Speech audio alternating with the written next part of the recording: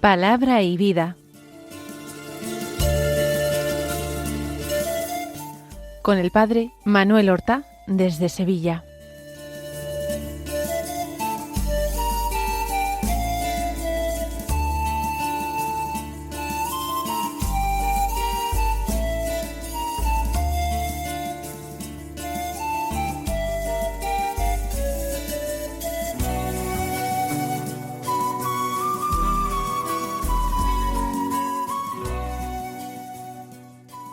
En el nombre del Padre, y del Hijo, y del Espíritu Santo. Amén. Alabados sean Jesús y María.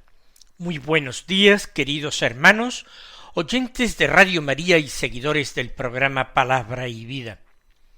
Hoy es el viernes de la 33ª semana del tiempo ordinario. No olvidemos que se trata de un día penitencial, aunque todavía no estemos en Adviento, aunque no sea ahora la Cuaresma, no importa.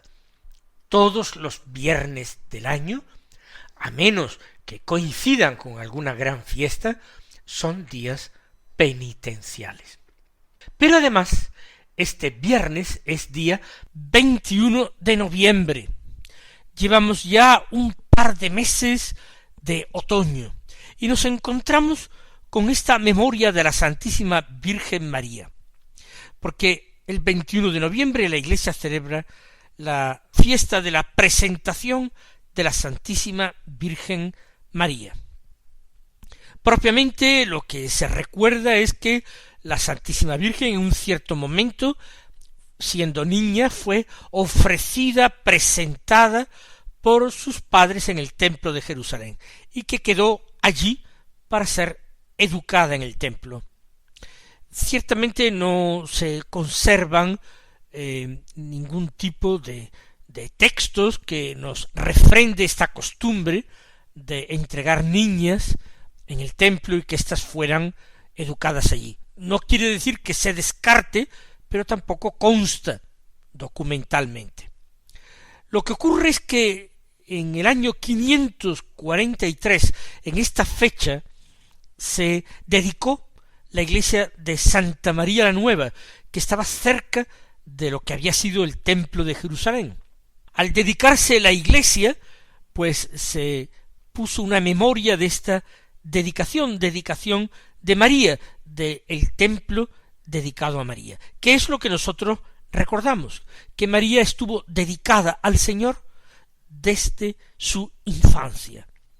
Y desde el principio ella, que era inmaculada desde su concepción, fue haciendo consciente este ofrecimiento, esta presentación a Dios.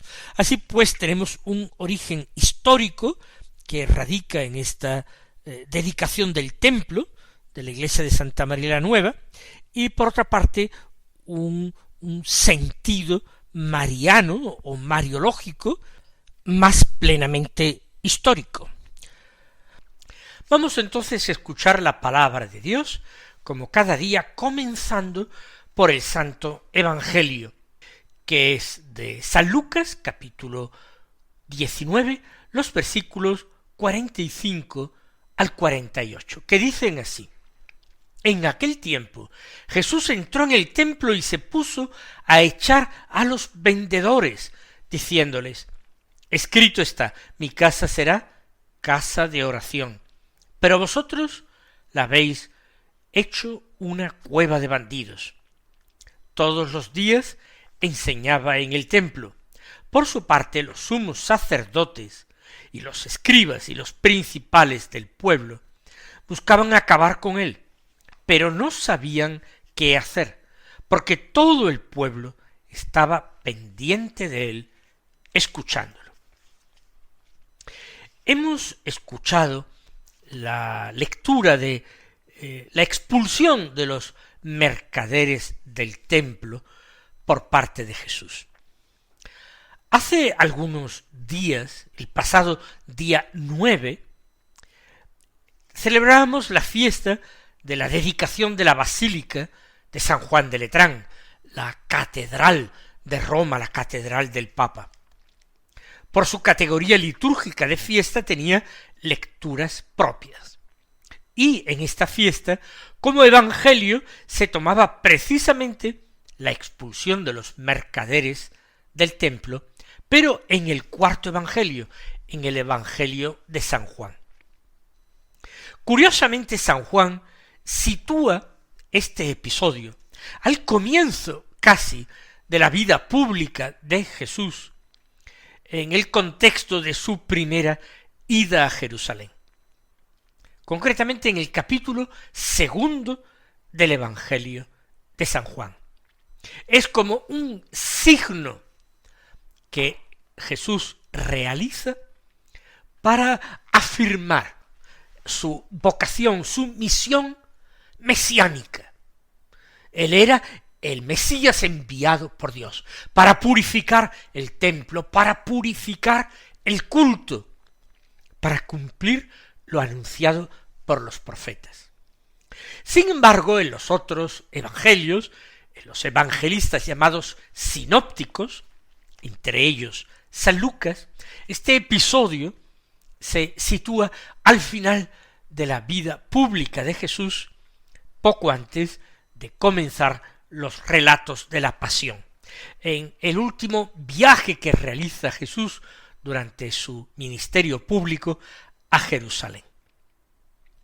No se trata, pues, de una preparación para su ministerio, sino una culminación de este ministerio.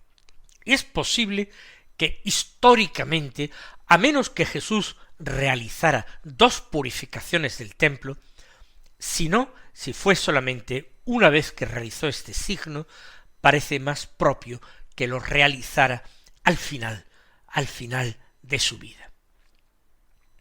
San Lucas presenta el hecho de una manera abrupta. Jesús entró en el templo y se puso a echar a los vendedores. ¿Estaban actuando mal los vendedores?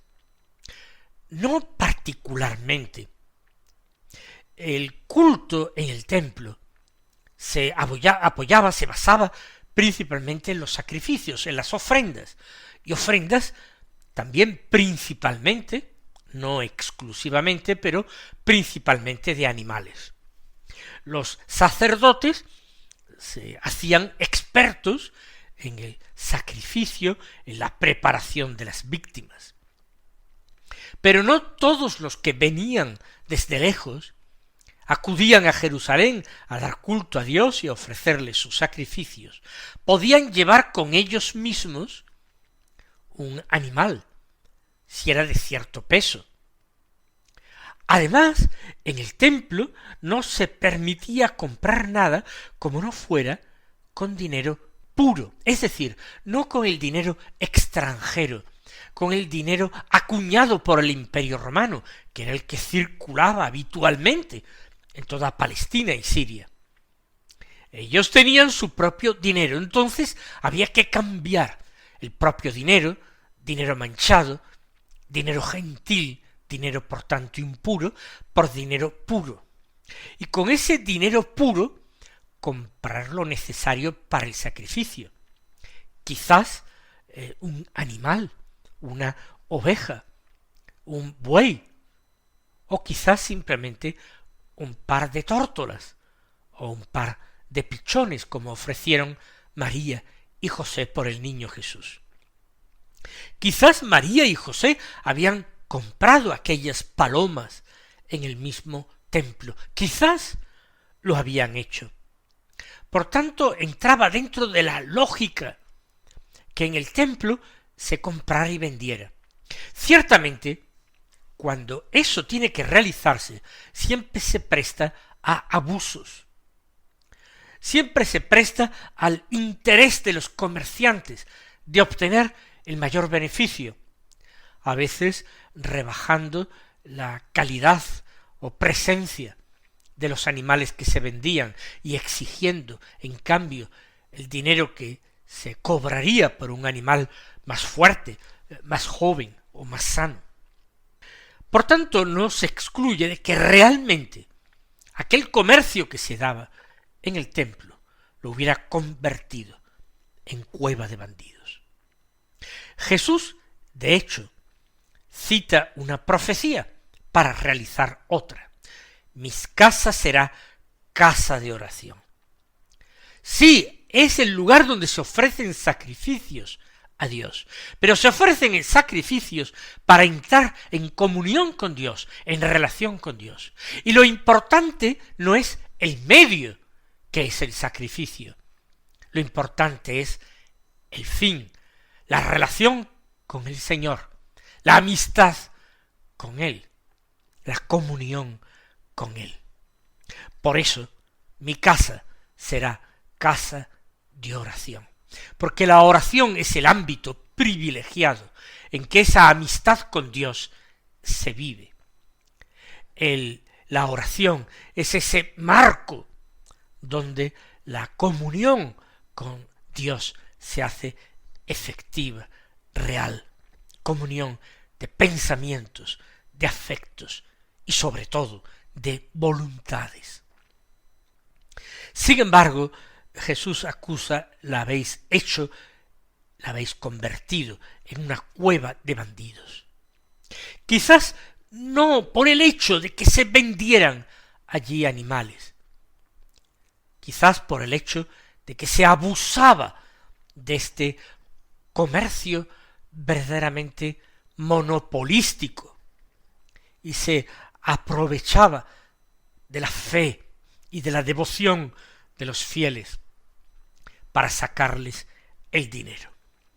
Otros evangelistas, los evangelistas sinópticos, dan más detalles más concretos, más pintorescos incluso. Sin embargo, es así de escueto el evangelista San Lucas, el más breve. Inmediatamente después de esto, San Lucas añade lo siguiente: todos los días enseñaba en el templo. Jesús permanece varios días en Jerusalén durante los días de la fiesta y aprovecha el momento en que multitudes de judíos se reúnen en Jerusalén para la celebración de la Pascua. Y aprovecha este momento para enseñar. A esto se ha dedicado toda su vida pública, en enseñar a los hombres el camino hacia Dios, el camino para agradar a Dios y cumplir su voluntad, para enseñar a los hombres a rezar y a vivir esta amistad tan desigual con Dios. Todos los días enseñaba en el templo sin desperdiciar ninguno, a pesar de la cercanía de su pasión y de su muerte. Con razón, sus discípulos le dieron muy pronto el título de maestro. Así lo llamaban, maestro. Si Jesús hace esto, enseñar todos los días, remarca San Lucas, ¿qué hacen sus enemigos? Por su parte, los sumos sacerdotes, los escribas y los principales del pueblo buscaban acabar con él. De nuevo, San Lucas es muy directo, va al grano. Es totalmente cierto esto. Y describe San Lucas, quizás porque él era de origen gentil, es decir, de origen no judío, y escribió tal vez para cristianos de Antioquía o de otros lugares, algunos sí procedentes del judaísmo, pero otros procedentes del paganismo, de la gentilidad. Y entonces detalla los grupos que forman la clase dirigente de Israel en tiempos de Jesús y que componen el Sanedrín. Enumera los sumos sacerdotes, los escribas y los principales del pueblo. En más de una ocasión he dicho que los sumos sacerdotes son los sacerdotes que residen en Jerusalén. Siempre habían estado más apegados al poder y se encargaban de la custodia del templo y de la organización de su culto. Otros sacerdotes dispersos por todo el país acudían solamente periódicamente cuando le tocaba el turno a los de su familia, a los de su clan, y pasaban algunos días y luego marchaban a sus casas, mientras que los sumos sacerdotes, los sacerdotes de Jerusalén, estaban allí siempre, eran los que administraban las riquezas del templo y presidían gran parte del culto que tenía lugar allí. Luego, los escribas son los maestros de la ley, no son sacerdotes, son laicos, piadosos, que se dedican al estudio de la ley porque piensan que en el cumplimiento exacto y minucioso de la ley está la salvación. Cuando la ley sea vivida y cumplida, vendrá el Mesías y restablecerá el reino de Israel. Y por último, como dice San Lucas, están los principales del pueblo, aquellos a los que los evangelistas sinópticos llaman los ancianos, o los ancianos del pueblo, que son los patriarcas o jefes de las familias nobles de Israel, grandes terratenientes, habitantes de buenas casas, palacios, incluso en la ciudad de Jerusalén.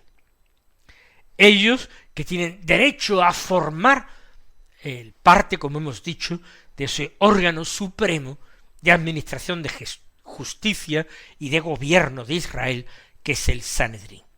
Y ellos, personas teóricamente piadosas, supuestamente cultas, cultivadas, sin embargo, dice San Lucas, buscaban acabar con él. Quizás se sienten amenazados por Jesús, que es maestro de una manera infinitamente más auténtica y que ejerce un magisterio extremadamente superior al de los escribas. Jesús, que se permite andar con una soberana libertad por el templo y fuera de él, sin ser sacerdote ni de familia sacerdotal. Buscan acabar con él, quizás porque se sienten amenazados, porque el gesto que Jesús ha realizado de reivindicación de su condición de Mesías, dándole la pureza al templo, esa pureza perdida, pues quieren acabar con él. El problema es que no saben cómo hacerlo, porque, añade San Lucas, todo el pueblo estaba pendiente de él, escuchándolo. Tendrán que acudir a la traición y al traidor.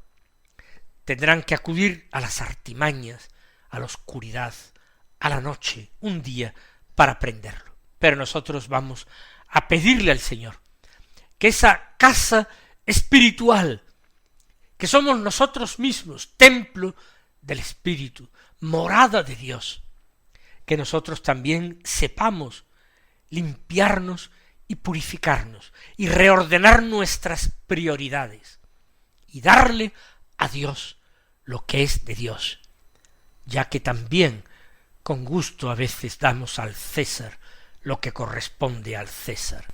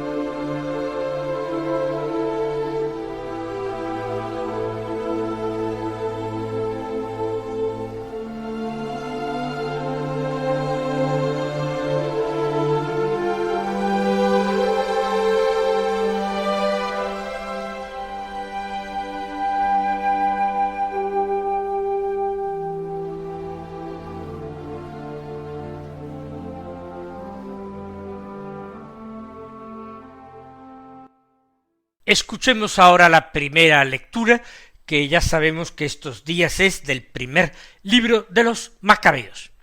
Hoy del capítulo 4, los versículos 36, 37 y 52 hasta el 59, que dicen así: En aquellos días Judas y sus hermanos propusieron: Nuestros enemigos están vencidos, subamos pues a purificar el santuario y a restaurarlo. Se reunió todo el ejército y subieron al monte Sión. El año 148, el día 25 del mes noveno, es decir, Casleu, todos madrugaron para ofrecer un sacrificio según la ley en el nuevo altar de los holocaustos que habían reconstruido. Precisamente en el aniversario del día en que lo habían profanado los gentiles, lo volvieron a consagrar, cantando himnos y tocando cítaras, laúdes y timbales. Todo el pueblo se postró en tierra adorando y alabando al cielo que les había dado el triunfo. Durante 8 días celebraron la consagración, ofreciendo con alegría holocaustos y sacrificios de comunión y de alabanza. Decoraron la fachada del santuario con coronas de oro y escudos. Restauraron también el portal y las dependencias, poniéndoles puertas. El pueblo celebró una gran fiesta que invalidó la profanación de los gentiles. Judas, con sus hermanos y toda la asamblea de Israel, determinó que se conmemorara anualmente la nueva consagración del altar, con solemnes festejos durante 8 días a partir del 25 del mes de Casleu. Excepto los domingos, no suele haber una relación muy clara entre la primera lectura, que es una lectura continuada, y el Evangelio, cuya lectura es también continuada. Pero hoy, sin que tengamos lecturas específicas, elegidas por alguna fiesta particular, encontramos una curiosa coincidencia. Jesús purifica el templo, profanado por haber sido convertido en cueva de bandidos, y en el libro de los Macabeos, Judas, Macabeo y sus hermanos purifican igualmente el templo profanado por paganos. Y nosotros tenemos que aprender una cosa, que nuestro culto a Dios tiene que ser un culto puro, que brote de un corazón puro, un corazón entregado a Dios, que nuestros actos de culto no se limiten a palabras de oraciones y a hechos exteriores, sino que todo eso venga después de una conversión del corazón a Dios y al prójimo, y que la práctica del primer mandamiento, de la caridad para con Dios, y también de la caridad y de la compasión para con el prójimo, prepare nuestro culto interior y espiritual. El Señor os colme de sus bendiciones y hasta mañana si Dios quiere.